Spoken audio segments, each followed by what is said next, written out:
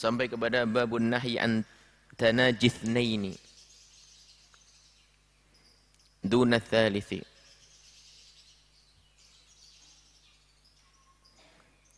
Bab tentang larangan ngobrol berduaan sementara ada orang yang ketiga bersamanya. Dan yang ketiga ditinggalkan.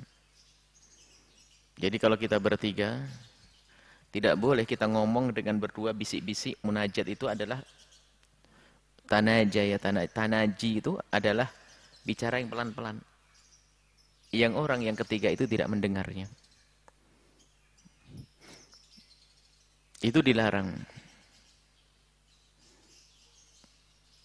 Kalau Allah Subhanahu wa taala berfirman seperti kebiasaan Imam An-Nawawi. Tidak lupa membawa firman Allah sebelum membahas permasalahan. Diambil firman tentu yang ada hubungannya dengan munajat atau najwa. Innama najwa minasyaiton. Sesungguhnya najwa itu adalah dari syaitan. Apa yang disebut najwa? Najwa itu berbisik-bisiknya. Najwanya siapa? Kalau najwa munajah kepada Allah, bagus. Di dalam firman ini, para ahli tafsir berbeda pendapat. Di antaranya, dan ini yang paling ditonjolkan, pendapat bahwasanya najwa yang minasyaiton di sini adalah bisik-bisiknya orang-orang munafik. Di saat melihat orang muslim berlalu, misalnya kalau ada orang muslim lewat itu orang munafik saling bisik, merendahkan, mengejek, itu adalah dari syaitan. Termasuk di antara najwa yang minasyaiton, ya ini yang saat ini dilarang oleh baginda Nabi itu. Bertiga, tak taunya ngobrol berdua saja, bisik-bisik lagi. Yang ketiga akan tersinggung. Bahkan mungkin prasangka buruk, berarti merusak hatinya orang. Sungguh ini adalah pendidikan yang luar biasa dari baginda Nabi untuk menghidupkan hati kita agar kita punya kepekaan di dalam berinteraksi dengan sesama. Kalau kita berurusan dengan sesama, hendaknya menjaga perasaan orang lain.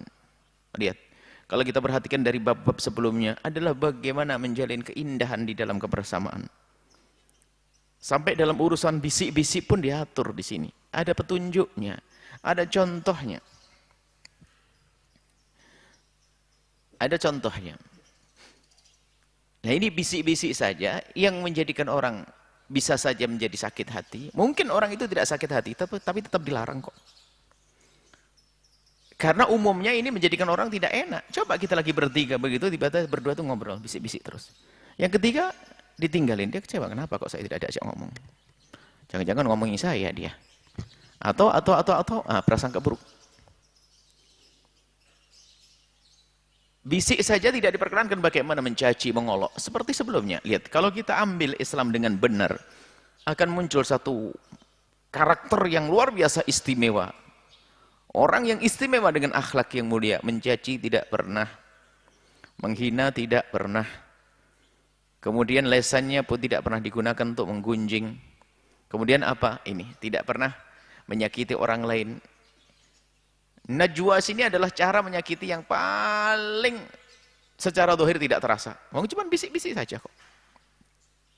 Tapi dilarang oleh Allah Subhanahu oleh Rasulullah sallallahu alaihi wasallam. Ali bin Umar radhiyallahu taala anhu dari Sayyidina Abdullah bin Umar. Semoga Allah senantiasa memberikan keridhaan kepada keduanya, Sayyidina Abdullah dan Sayyidina Umar. Anna Rasulullah, sesungguhnya Rasulullah sallallahu alaihi wasallam qala bersabda, "Idza kanu thalathatan," jika mereka itu terdiri dari 3 orang, fala yatanajathnani, jangan sampai 2 orang itu ngobrol bisik-bisik, dunat thalis, sementara ada orang ketiga yang ditinggalkan. Muttafaqun alaihi, hadis diriwayatkan oleh Imam Bukhari dan Muslim. Sebelum kita lanjutkan kepada hadis-hadis berikutnya, harus kita mantapkan betul bahwasanya itulah pendidikan dari Al-Qur'an. Membiasakan diri kita untuk tidak menyakiti siapapun.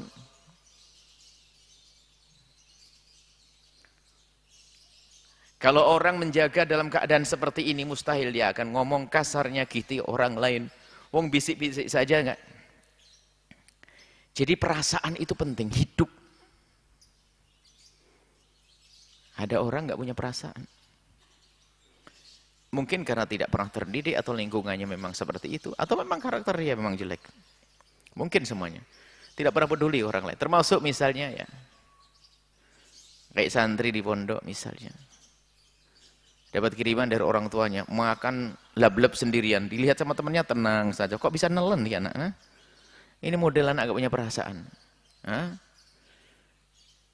Mungkin orang kaya yang pernah makan roti itu akan biasa saja, tapi si fakir akan ngenes ngiler. Nabi itu menjaga perasaan orang sampai ini dalam urusan ini. Kalau kita masak kuah, masak daging atau kuah, kemudian kok namanya kuah itu kan baunya mesti terbawa oleh angin. Mendidihnya air kuah itu kan terbawa oleh angin ke tetangga. Itu ganggu tetangga. Maka Nabi mengatakan, Nabi mengajarkan kalau masak kuah agak dibanyakin saja. Kenapa? Agar tetanggamu yang nyium baunya itu dapat bagian kirim.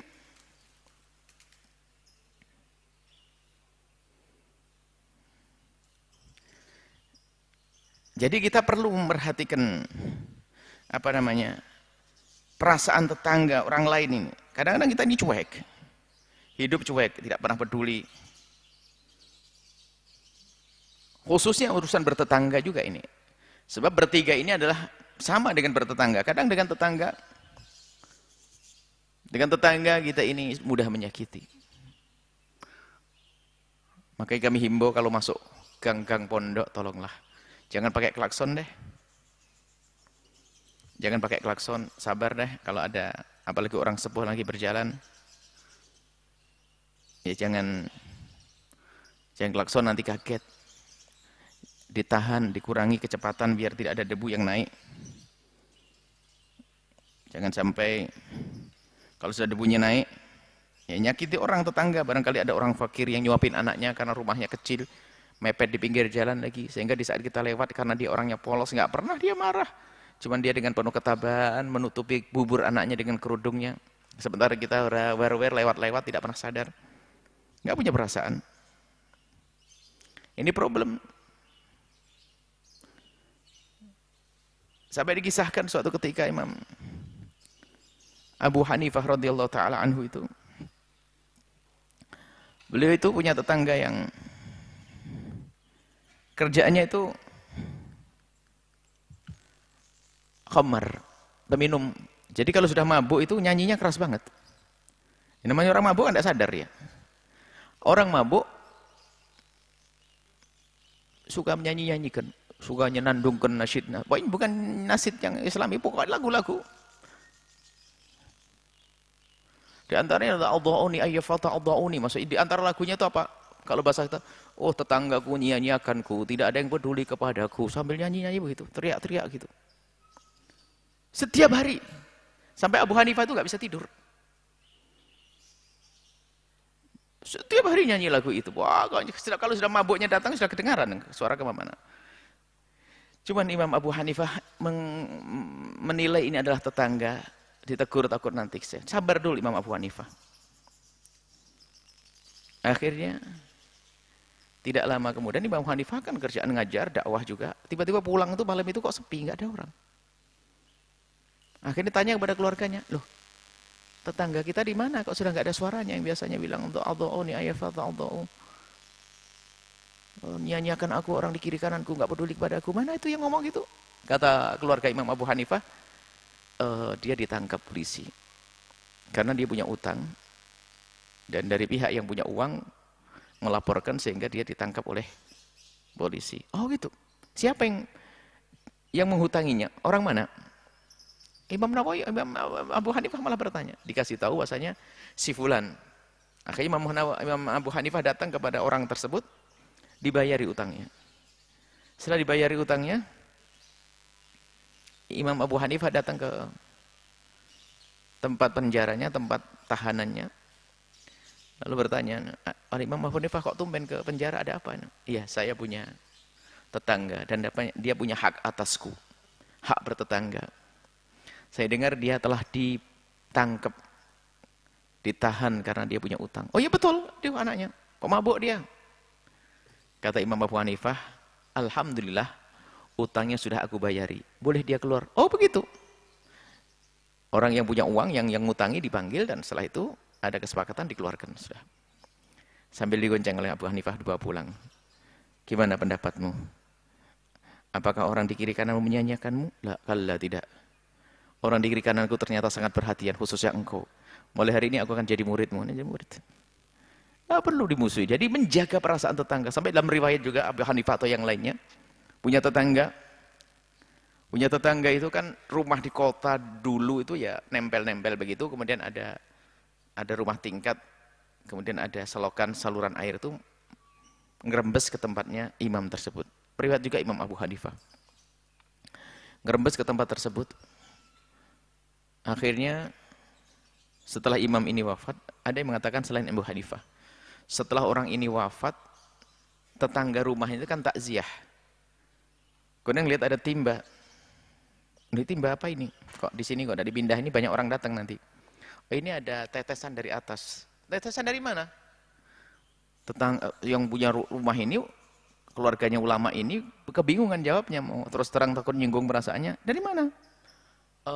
Coba dari mana ini? Jangan rumah saya. Akhirnya, oh iya betul dari rumahmu. Terus berapa lama ini? Ini sudah hampir 15 tahun. Jadi setiap pagi itu imam tersebut dibuang, takut tetangganya ketahuan. Takut tetangganya melihat lalu tersinggung. Begitu menjaganya urusan tetangga. Itulah yang diajarkan Islam, jaga perasaan. Sekarang ada orang ngomong ceplas-ceplos. Ini lesannya siapa itu? Lesan iblis. Ya, kalau najwa tadi kan kerjaan iblis. Najwa, ada najwa yang baik. Najwa kepada Rasul, ketemu Rasul. Ini najwa di antara orang-orang yang munafikin, orang-orang yang jelek, gunjing orang lain, ngomong orang lain. Nah ini. Nah, menjaga perasaan itu adalah terlatih dari hati yang hidup. Jadi orang hidup perasaannya, oh jangan, nggak enak. Mau ngomong nggak enak, ngomong kasar nggak enak ngomong. Ini. Akhirnya tetangga tersebut menyesal dengan penyesalan yang sangat dalam. Akhirnya menjadi orang yang sangat hormat dengan ulama. Buah daripada adab seorang alim yang hidup hatinya menjaga perasaannya. Makanya jangan sampai ini para santri menjadi ustadz, mentang-mentang jadi ustadz malah tidak terjaga, ngomongnya ceplas-ceplos sehingga jamaah tersakiti hatinya. Waduh, saya duduk dengan ustadz kena terus, saya diantemin terus, saya dicaci, diolok terus. Oh enggak begitu. Menjaga perasaan. Nabi kalau negur orang nggak langsung, hei fulan kenapa kau begini begitu.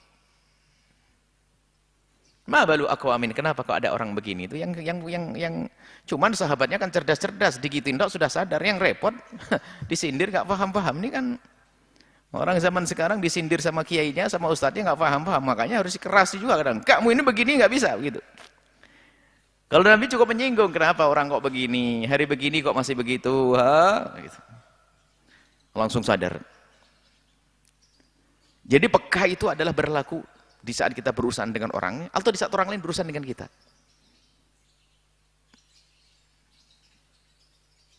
Ada sebuah buku yang ditulis oleh orang kafir untuk bagaimana, ada sebuah buku misal bagaimana menjadi sekretaris yang handal, yang hebat, bagaimana menjadi ini. Semuanya ternyata ngintip dari ilmunya Nabi SAW. Ilmunya adalah ilmu peka. Sekretaris itu adalah khadimnya, pelayannya bos, kan begitu. Kalau dalam dunia Islam adalah ya guru dengan murid, murid dengan guru, anak dengan orang tua dan sebagainya. Sampai diajarkan, jadi matamu itu yang cerdas kalau jangan jadi sekretaris yang sukses itu. Jadi jangan sampai bos itu sudah kebingungan nyari pulpen, kamunya terang-terang saja. Kamu kalau bos di depan buku, kemudian di tangannya tidak ada pulpen, kiri kanan oleh, berarti dia perlu pulpen, cepat ambilkan pulpen. Kalau bos kerasa itu perlu sampai ada ustadz ceramah di mimbar, batuk berkali-kali, muridnya nggak paham, sampai segak-segak. Paham? Jadi ada tanggap misalnya, ada orang tuanya batuk. Kenapa? Dari tadi tahu batuk, kenapa? Ambilkan air atau bagaimana? Peka hidup. Ini melatih kepekaan. Di samping di saat kita ngomong harus menjaga perasaan orang lain. Di saat berbicara, hidup ini, hatinya, perasaannya, idrok, kepekaannya itu ada. Inilah. Termasuk begini Nabi ajarkan, kalau kamu ngomong bertiga, kamu lagi bertiga, jangan ngomong berduaan saja. Dan kadang itu kita kalau asik sama seseorang, sudah yang satu tinggal. Menyakiti orang.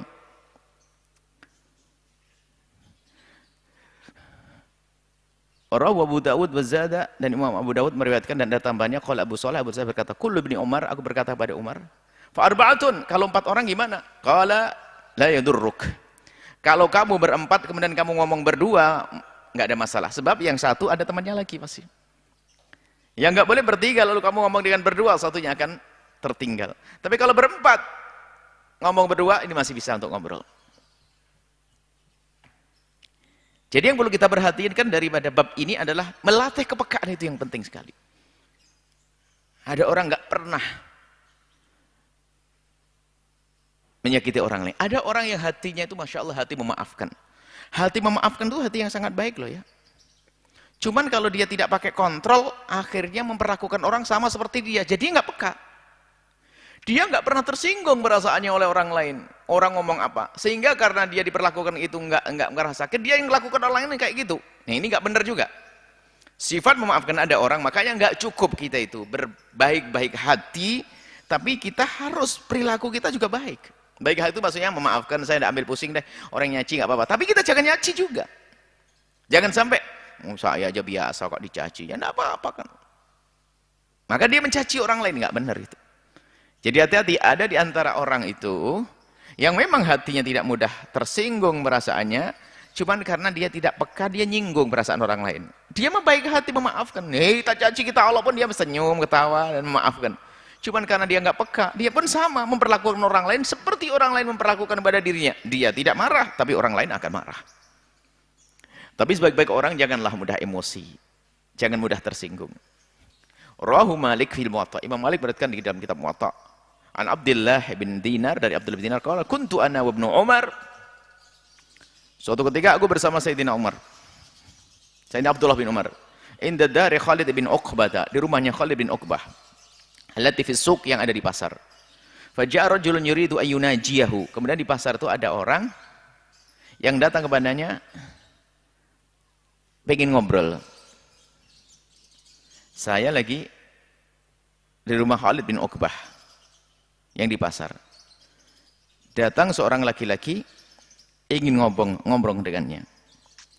Wala sama' bin Umar ahadun ghairi. Sayyidina Umar datang ke rumahnya orang. Di situ nggak ada orang lain lagi. Tiba-tiba ada orang datang satu.